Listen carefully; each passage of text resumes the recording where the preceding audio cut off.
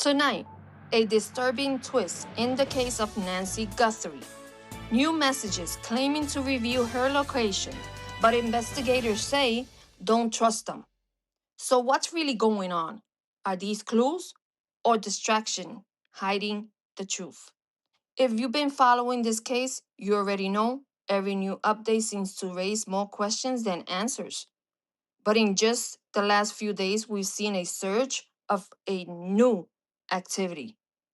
Ransom notes, possible sightings, and experts' theory that could change how investigators are looking at the case. The new ransom messages. Let's start with the biggest development. Multiple ransom style messages sent to media outlets. These messages claim to have information about Nancy Guthrie's whereabouts and demand money in exchange for detail. But there has been concerns. Investigators and former federal agents believe these messages are not credible. Instead, they may be part of a growing problem in high profile cases. Scammers trying to exploit the situation for money. And if that's true, it doesn't just mislead the public, it can actually interfere with the investigation. The experts have theories.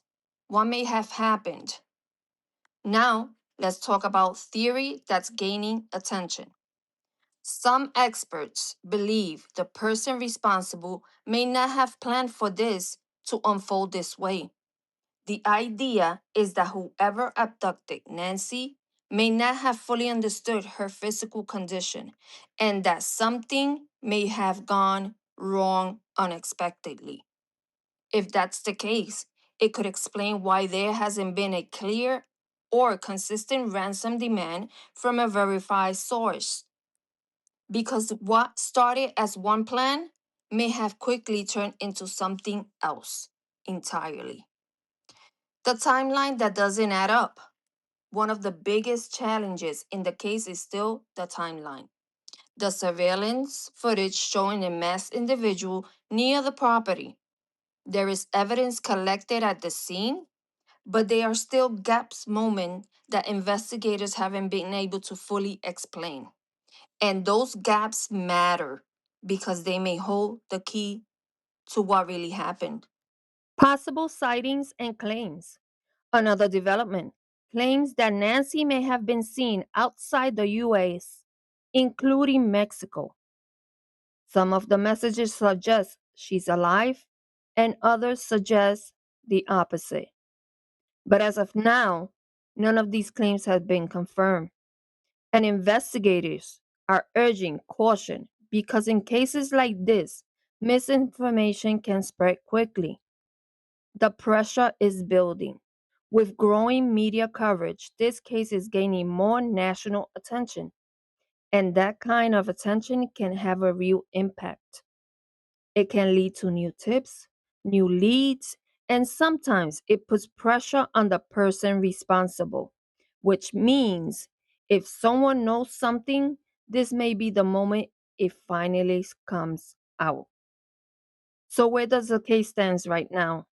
Investigators are working to separate real leads from false ones, focusing on what can be verified. But the situation remains unsolved, and the search for answers continue. What do you think? Are these ransom messages just scams? Or could they be connected to something bigger? Let me know in the comments below. And if you want updates as this case develops, make sure to subscribe, hit the notification bell. I'll keep you posted every step of the way. This wasn't a busy city street. It was a quiet neighborhood where something like this could happen without anyone noticing. This has been Candy from Blessed True Crime.